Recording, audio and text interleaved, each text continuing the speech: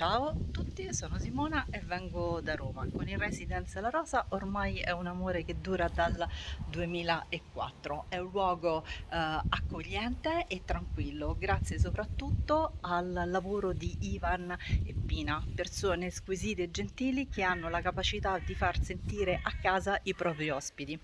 Ovviamente, venendo da diverso tempo, ho avuto la possibilità di alloggiare nelle diverse tipologie degli appartamenti.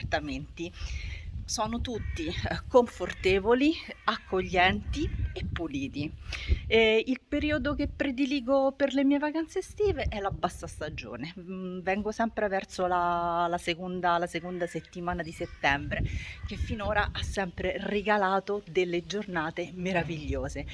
Per il resto, il resident è collocato in una posizione geografica che permette di vedere le bellissime spiagge della Sardegna. Ciao a tutti!